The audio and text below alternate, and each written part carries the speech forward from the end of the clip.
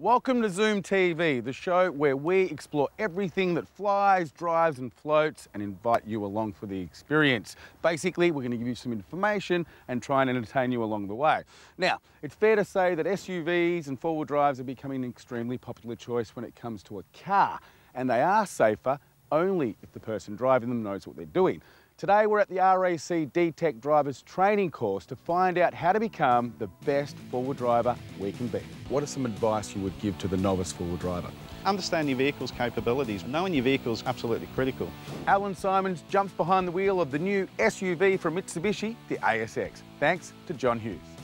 The ASX actually stands for Active Smart Crossover, and that's a fair description of this SUV. If you love having fun on the water, you're going to love today's ZoomTV Rewind when we go back in time and revisit the Sea-Doo jet ski. Sea-Doos are seriously fast and used properly in the designated areas, heaps of fun. They offer you a ride similar to that of a motorbike. The difference is, with a jet ski, half the fun is coming off. And our City Toyota celebrity hitchhiker is Sally and Tyson from The Amazing Race. What would be your opinion of the best car on the road? I love Lamborghinis. So get ready, grab your helmet. It's time for ZoomTV.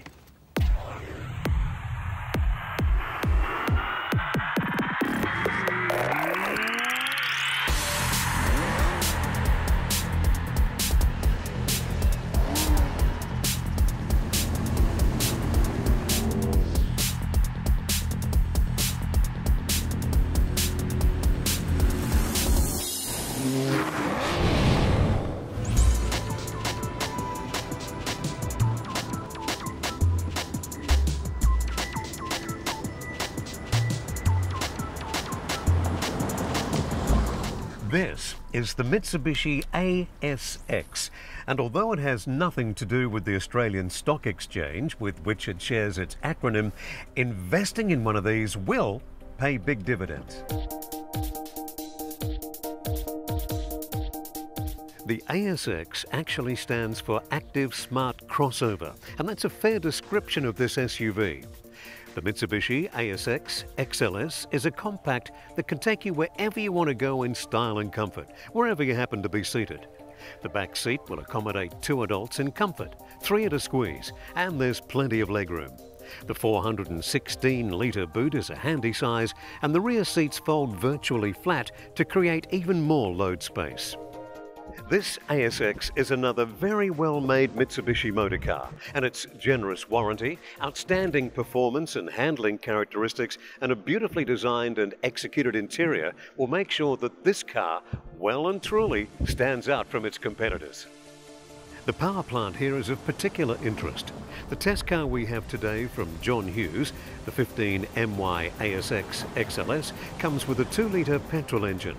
This gives us plenty of power, plenty of torque and plenty of economy, with fuel burn figures of 7.4 litres per 100 kilometres. The power is transferred to the new design 17-inch alloy wheels via a continuously variant 6-speed auto transmission. The look and safety is also enhanced by LED daytime running lamps, emergency stop signal function, along with improved handling, stability and ride comfort. You'll thoroughly enjoy the increased acceleration over previous models, the improved ability to overtake, and the knowledge that there's plenty of power under the bonnet to extract yourself from harm's way should those situations ever arise. On the road, as the Mitsubishi glides by, you can't help but notice just how good the design is and how it sits elegantly on the road.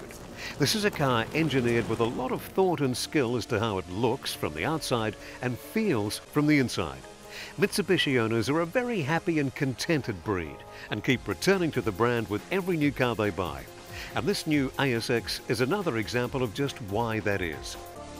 So, this Mitsubishi gives us the best of both worlds, small car economy and big car value. It also gives us a rather generous 5-year or 100,000 kilometre warranty, all backed up by the acclaimed Mitsubishi brand. All in all, we think this car is a very nice little package. This is a lot of car for the price, and of course it comes complete with the maximum 5-star ANCAP safety rating, keyless start system, leather seats and Mitsubishi's multi-communication system. Find out everything you need to know about Mitsubishi's all-new city-friendly SUV, the ASX, by visiting johnhughes.com.au or following the links from ZoomTV. Do you want to get more out of your diesel? Well, let the team at United Fuel Injection help you. They're the experts in diesel fuel injection, turbocharging and vehicle performance technologies. Make an appointment today and get more torque out of your diesel at unitedfuel.com.au. Up next, I hit the rivers of Perth on this week's ZoomTV Rewind and share my experience with the Sea-Doo jet ski.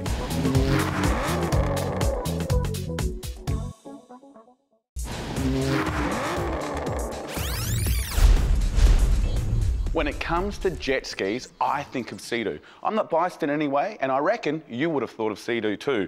That's because they've been around for so long, and when it comes to jet skis, they're just so dominant. Today, thanks to the guys at Fremantle Sea-Doo, I've got this, the all-new 2010 Sea-Doo RX-TX. It's so new, in fact, it's just arrived off the boat, and today, I'm the lucky guy that's going to ride it first out there.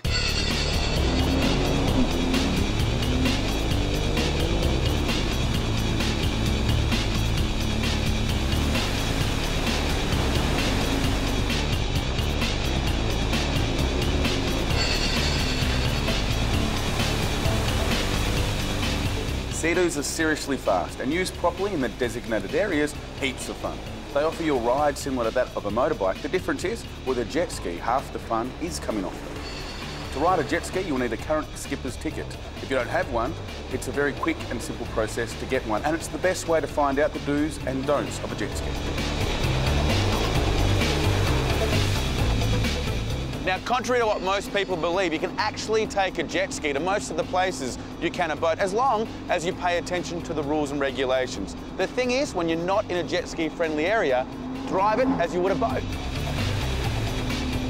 Up until now, control on a jet ski was limited and in some cases even lost when a rider powered down, mainly because a jet ski uses the jet to steer.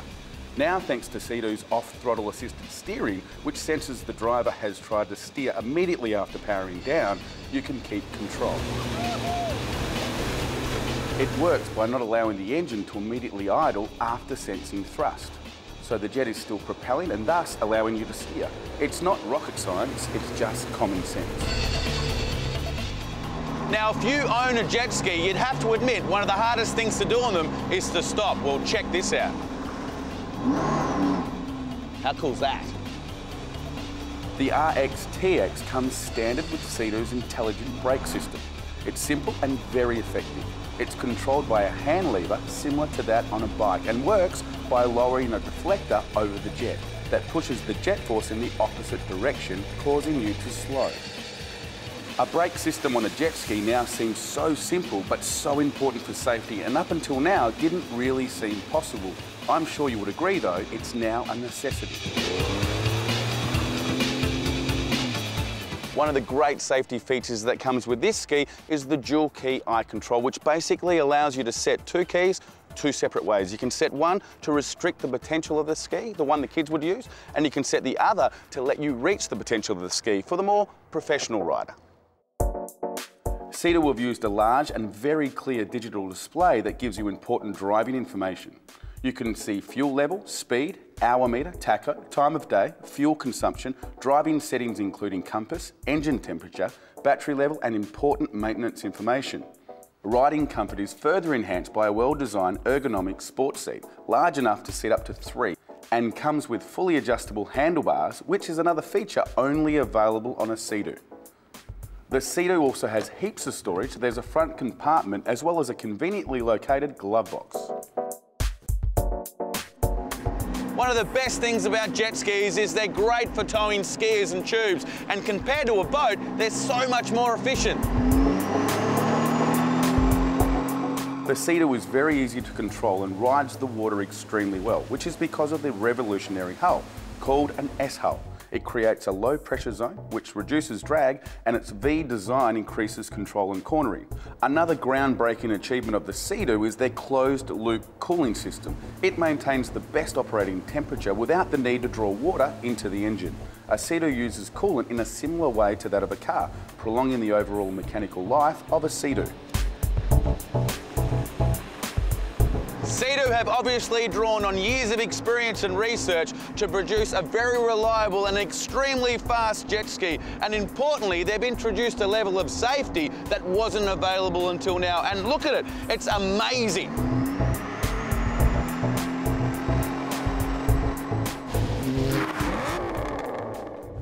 If you have a passion for anything that flies, drives or floats, there's no better place to share that passion than attending a live event. Thanks to United Fuel Injection, the only place to get more torque out of your diesel, here are our 3 favourite happening around the country. If gentlemen's racing is your thing, then start tuning your pride and joy for the very tropical Australian Classic in Cairns. Covering over 600 kilometres of the most beautiful roads in tropical Queensland, this rally is more about precision than speed. All drivers and machines are welcome to compete in the time stages and spend time driving alongside some amazing classic cars. It runs over the whole weekend from the 20th to the 21st of June. Another great live event for Queenslanders, it's the Utilo Car and Motorcycle Show. The beautiful Sunshine Coast is the setting for this event where all makes and models are welcome. Enjoy street machines, classics, hot rods and customs, as well as a huge range of bikes with plenty of trophies up for grabs. There's heaps of entertainment for the kids, so it's sure to be a fun day out for the whole family. It all takes place on Saturday 27th of June and kicks off at 8 AM.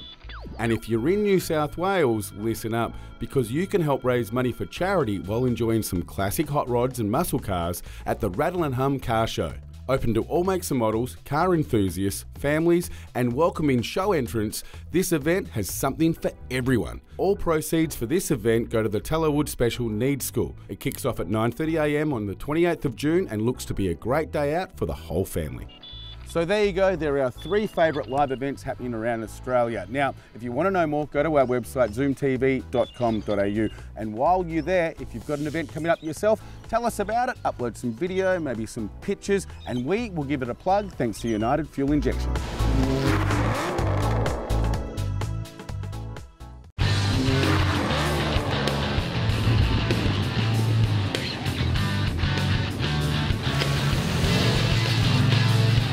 These days, SUVs and four-wheel drives are becoming extremely popular, and if you have one, you may not be aware exactly what it and you are capable of.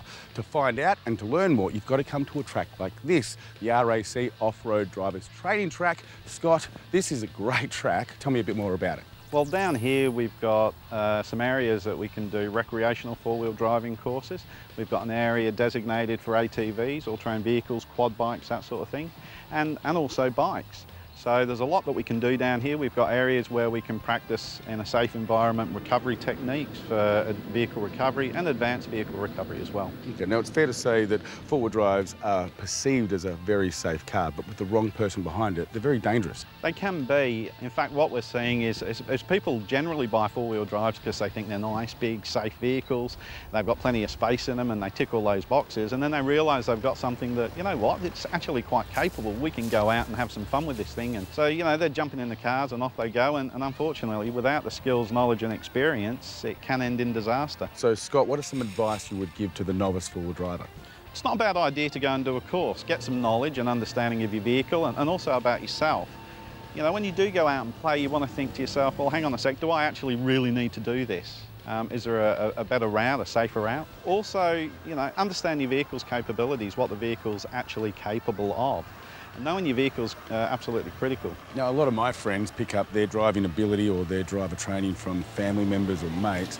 That's not the best way to do it, is it? No, and that's pretty much a common thing. We all sort of learn from our family and our friends, and sometimes we mimic what they do in a car, whether it be good or bad. It's not a great idea to necessarily learn from them. So that said, Scott, what are the courses you offer drivers here? Okay, well we've obviously got our defensive driver stuff, but down here we've got our four-wheel driver courses, basically looking at recreational four-wheel driving as well as, you know, workplace four-wheel driving as well. And then of course we've got our ATVs, things like this over here as well that we do courses with. Okay, now we've come all the way out here to the track.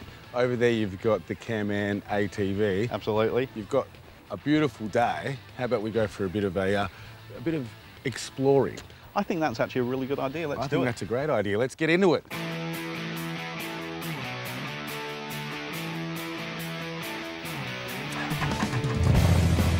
That's it, and away we go. Just go hard left for us here, Aaron. Go back onto the sand dead ahead. So if you follow this around to the right and then the left.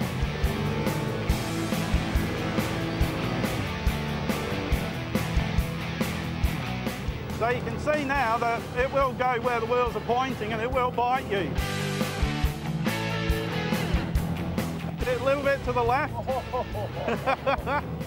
And then this is a tight hairpin. That's it. Off the power a little. And this will bring us back over the top of the hill. So remember, you've got to let the car turn. You've got to let the little buggy turn. Off the power. Now start to pick up the throttle gradually. That's it. Go. That's it. Then come off the throttle, let the car turn, and now pick it up again. That's it. Now straighten the wheels. Straighten them, straighten them. That's the way. That's much better. That's it. And that'll do.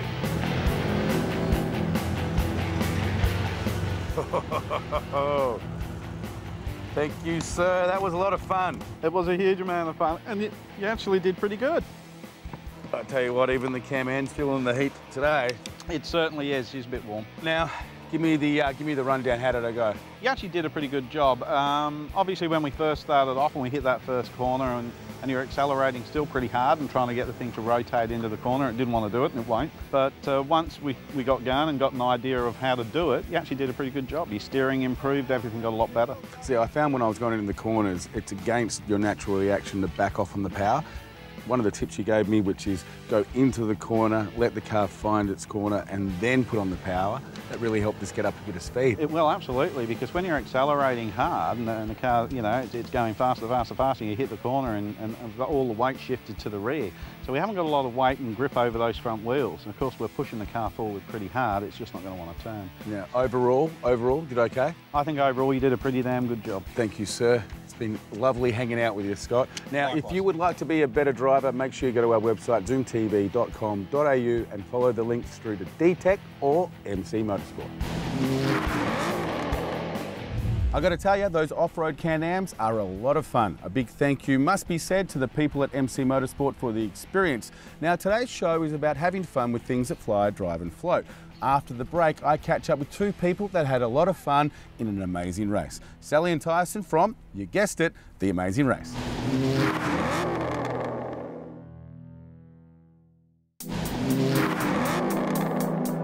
Welcome back to Zoom TV. I'm now with what I'd only can summarise as some of the toughest people I've ever met in real life. Sally and Tyson from The Amazing Race, how are you? And thank you for coming on the show. Oh, thanks for having us. Now, I've got to talk about the obvious. You are the fittest couple I've probably ever met. You must just have a heap of protein in the house. We do. We have so much egg whites. You open our fridge and it's just full of egg white cartons everywhere. Egg whites, rice and sweet potatoes, steak, chicken. Yeah. Whole eggs. Now, obviously before The Amazing Race, I mean, you guys had a life. What were you doing? I mean, it must have revolved around fitness or... Yeah, we were sort of doing competitions. We'd been competing overseas, doing a lot of international stuff. So 2013 we competed in Ukraine, we went to Austria. Sally won the World Bikini Cup in Austria. Okay, now let's talk about The Amazing Race, which has made you a household couple. Tell us about the whole experience itself. How did you find it? What was it like? The experience, it was, it's one of those shows where it's, as you see, it is a race and it is a real deal. There was never like, oh, let's do that again.